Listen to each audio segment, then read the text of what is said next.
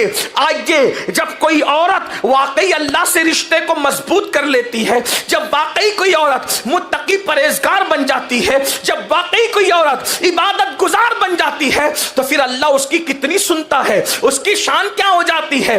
آپ نے خاتون کا نام سنا ہوگا، حضرت رابعہ بصری کا نام آپ نے بار بار سنا ہوگا۔ جب بھی عورتوں کا ذکر آتا ہے، نیک عورتوں کا، تو رابعہ بصری کا ذکر آتا ہی آتا ہے۔ رابعہ بصری ایک مرتبہ حج کے لیے گئی، اللہ اکبر، اور جب حج کر کے لوٹ رہی تھی تو رستے میں ان کا اونٹ مر گیا، ان کا اونٹ مر گیا تو سواری ختم ہو گئی۔ تو رابعہ نے کیا کیا، دیکھو ناز بندگی کیسا ہے، انداز کیسا ہے، خدا پہ ناز کرنے کا انداز کیسا ہے، اس لیے کہ محبت جو تھی، پیار جو تھا، الفت جو تھی، تو رابعہ آسمان کی طرف نگاہ اٹھا کے کہتی ہے کیا کوئی بادشاہ بھی اپنے کمزور غلام کے ساتھ ایسا کرتا ہے کہ رستے میں اس کا اونٹ مار دیتا ہے۔ حج کو بلایا اور حج کو آئی، اب حج کر کے واپس جا رہی تھی تو تو نے میرا اونٹ مار دیا، میرا اونٹ مر گیا، اب بتا میں کیا کروں، کیسے گھر جاؤں۔ کیا کوئی بادشاہ بھی کمزور غلاموں کے ساتھ ایسا کرتا ہے؟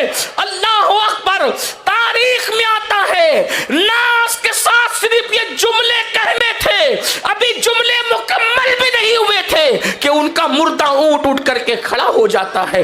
اندازہ فرمائیں یہ کب ہوتا ہے؟ جب اللہ سے رشتہ مضبوط ہوتا ہے۔ آج تو عورتوں کا حال یہ ہے، سیریلوں میں وقت گزر رہا ہے، فلموں میں وقت گزر رہا ہے، اللہ اکبر، موبائل کے اندر وقت گزر رہا ہے، عورتیں فیس بک چلا رہی ہے، عورتیں یوٹیوب پر وقت برباد کر رہی ہے۔ اے خاتون جنت کی کنیزوں، اپنے اللہ سے رشتہ جوڑو۔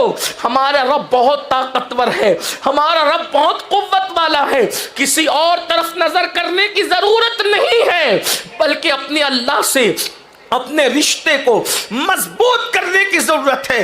وہ کون سی نعمت ہے جو اللہ کی بارگاہ میں نہیں ملتی، جو اللہ کے در سے نہیں ملتی؟ اے خاتون جنت رضی اللہ تعالیٰ عنہ کی کنیزوں، دراصل پریشانیاں اس لیے ہے، تکالیف اس لیے ہے، مصیبتیں اس لیے ہے کہ ہمارا رشتہ اللہ سے کمزور ہو گیا ہے۔ مجھے بتائیں ہم اللہ کو یاد کب کرتے ہیں، ہم خدا کو یاد کب کرتے ہیں؟ جب مصیبت آتی ہے یاد کرتے ہیں، تو بھی صحیح طور پہ یاد نہیں کرتے، پورے یقین سے یاد نہیں کرتے۔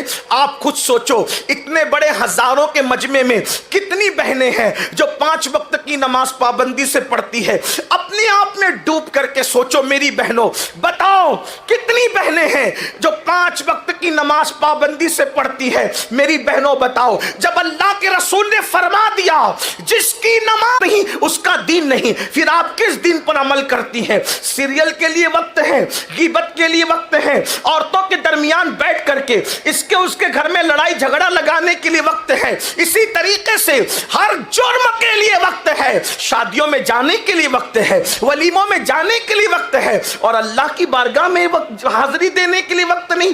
ایک وقت کی نماز کے لیے صرف 10 منٹ کا ٹائم لگتا ہے، 10 منٹ کا۔ اور یاد رکھنا، کوئی اللہ والا بننا چاہے آسان طریقہ ہے، نماز پڑھو اللہ والے بن جاؤ، اس لیے کہ نماز کو چھوڑ کر کسی کو نہ اللہ ملا ہے نہ اللہ مل سکتا ہے۔ نماز کو چھوڑ کر اللہ سے کسی کا رشتہ نہ کبھی مضبوط ہوا ہے نہ کبھی مضبوط ہو سکتا ہے۔ اے خاتون جنت کی کنیزوں، جب سیدنا فاروق اعظم عمر ابن خطاب رضی اللہ تعالیٰ عنہ کو شہید کرنے کے لیے زخم لگائے گئے، پورے جسم سے خون بہ رہا تھا، پورے جسم سے خون رس رہا تھا، ایسے میں آپ تیمم کر کے نماز کی تیاری کر رہے تھے، کسی نے کہا امیر المومنین پورا وجود خون سے لہو لہان ہے، اب بھی آپ نماز کی؟ اسے میں نے سنا جس کی نماز نہیں اس کا دین نہیں،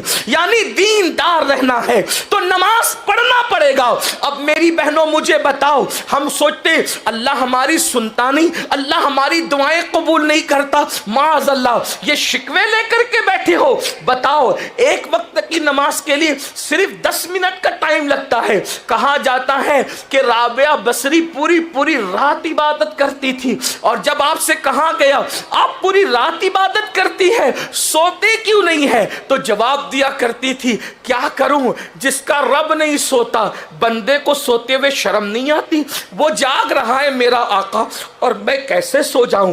آؤ آپ کو بتاؤں اے خاتون جنت کی کنیزوں, جو اللہ کے مقربین ہوتے ہیں, جو اللہ کے قریبی لوگ ہوتے ہیں, اللہ ان کی سنتا ہے, ہر فریاد سنتا ہے.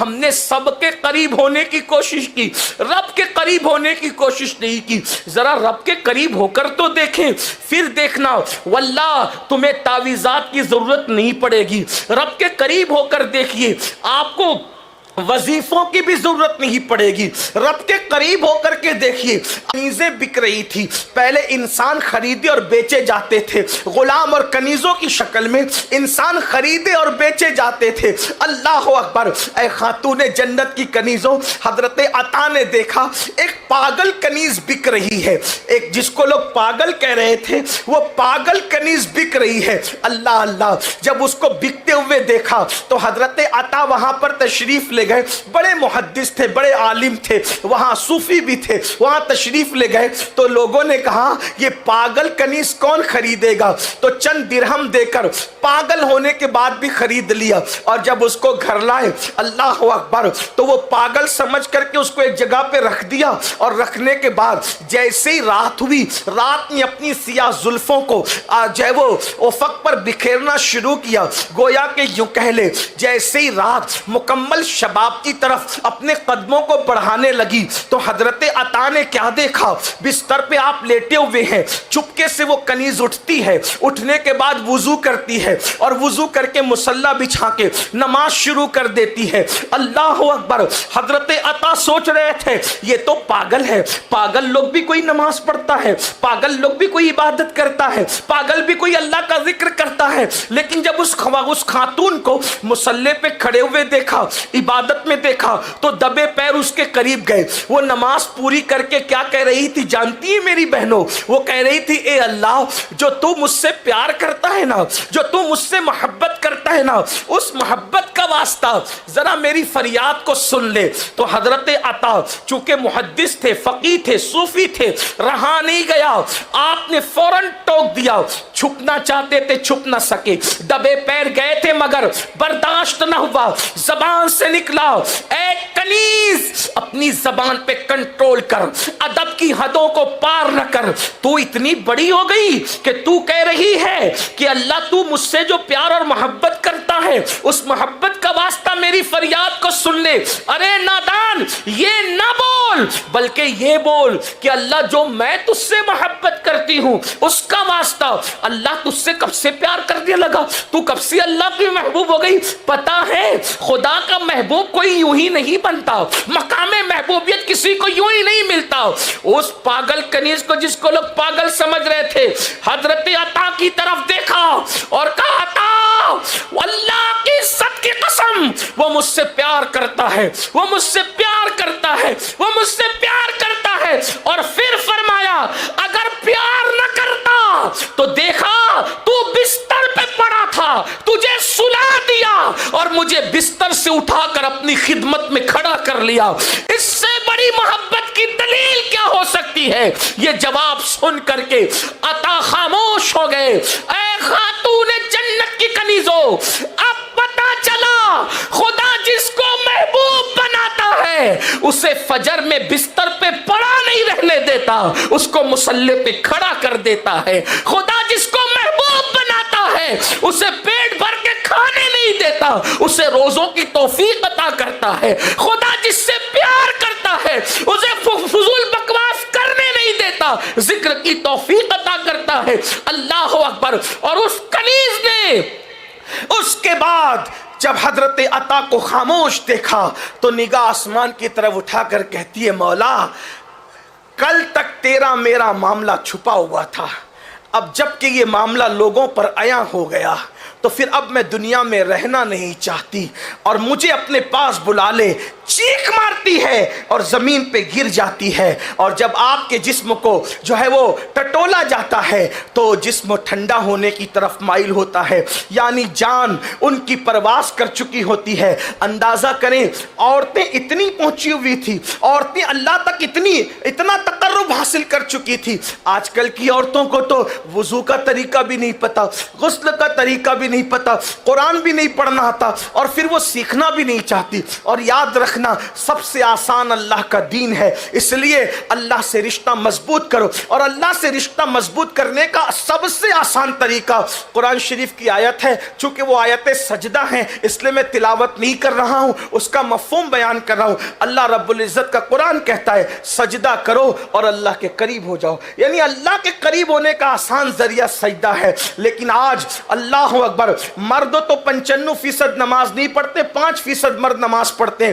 مگر عورتیں تو شاید 2% بھی نماز ہمارے معاشرے میں نہیں پڑھتی۔ اور ایک بات آپ سے عرض کروں، جو آج لوگ غربت کا رونا روتے ہیں، غربت کی سب سے بڑی وجہ اللہ اکبر نماز کا نہ پڑھنا ہے۔ اللہ اکبر، یاد رکھنا اللہ کے رسول علیہ السلام نے ارشاد فرمایا کہ جو نماز چھوڑ دیتا ہے اللہ اس پر 15 مصیبتیں مسلط کرتا ہے، اس میں سے پہلی مصیبت یہ آتی ہے اللہ اس کی روزی سے برکت اٹھا لیتا ہے۔ بتاؤ، جس کی بیوی خود بے نمازی ہو، جو خود بے نمازی ہو، جس کے بچے بے نمازی ہو، پھر ان کے گھر میں برکت کیسے ہوگی؟ روزی کے لیے در در کی ٹھوکریں کھانے والوں، روزی کے لیے ادھر ادھر بھٹکنے والوں، اور روزی میں برکت کے لیے کبھی مولانا صاحب کے پاس، کبھی تعویذ والے باباؤں کے پاس، کبھی مشائخ کے پاس چکر لگانے والی میری بہن، ہم تعویذ کے مخالف نہیں ہیں، بات کو غلط طرف مت لے جانا، لیکن اتنا ضرور کہتا ہوں